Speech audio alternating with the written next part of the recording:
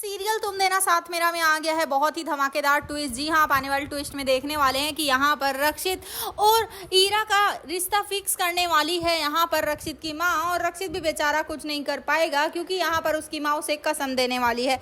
लेकिन कैसे होगा ये सब चलिए बताते हैं। लेकिन हाँ, अगर अभी तक आपने हमारे चैनल को सब्सक्राइब नहीं किया है तो जल्दी से कर लीजिए। जहाँ आप आने वाले ट्विस्ट में देखने वाले हैं कि यहाँ पर अब जो रक्षित होता है वो काफ़ी ज़्यादा परेशान होता है क्योंकि यहाँ पर अब जो अपराजिता होती है उसने रिजाइन दे दिया होता है कंपनी से, जिसके बाद यहाँ पर अब वो बहुत ही परेशान हो जाता है। लेकिन अपराजिता की माँ उससे हाथ मिला लेती है ये कहते हुए कि तुम ही हो जो उसे सब कुछ सही कर सकते हो, उसकी ज़िंदगी सही कर सकते हो। जिसके बाद यहाँ पर रक्षित कहता है मैं तो बहुत दिन से यही कह रहा था, आप ही नहीं सुन रही थी।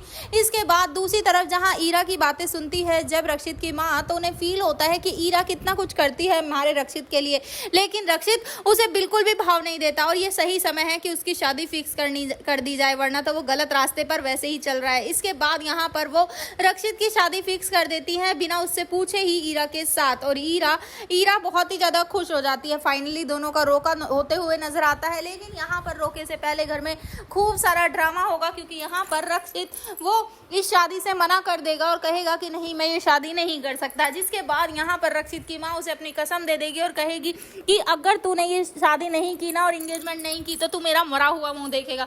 जिसके बाद यहाँ पर सीरियल में ट्विस्ट आ जाता है। जी हाँ, असल में यहाँ पर अब अनजाने में कुछ ऐसा हो जाएगा जिसकी वजह से अब यहाँ पर रक्षित को भी ये बात माननी ही पड़ेगी और यहाँ पर अब दोनों की एंगेजमेंट होते हुए नजर आएगी, रोका होते हुए नजर आएगा। वेल, यहाँ पर अब अपराजिता भी पहुंचेगी, लेकिन भाई उसका दिल बहुत ही ज्यादा टूटने वाला है क्योंकि कहीं ना कहीं वो भी रक्षित को पसंद करने लगी है और ये बात वो बर्दाश्त नहीं कर पाएगी और यहाँ से चली जाएगी। जिसके बाद यहाँ पर रक्षित ये सब समझ जाएगा और वो अपराजिता से कहेगा कि अभी भी देर नहीं हुई है, अगर तुम चाहो तो हम शादी कर सकते हैं। तो अब देखना इंटरेस्टिंग होगा कि अपराजिता का फैसला क्या होगा। क्या वो रक्षित के साथ शादी करके जिंदगी में आगे बढ़ेगी या फिर नहीं? आपको क्या लगता है हमें कमेंट जरूर करें। ऐसी खबरों से जुड़े रहने के लिए आप हमारे चैनल को जरूर सब्सक्राइब कर लें।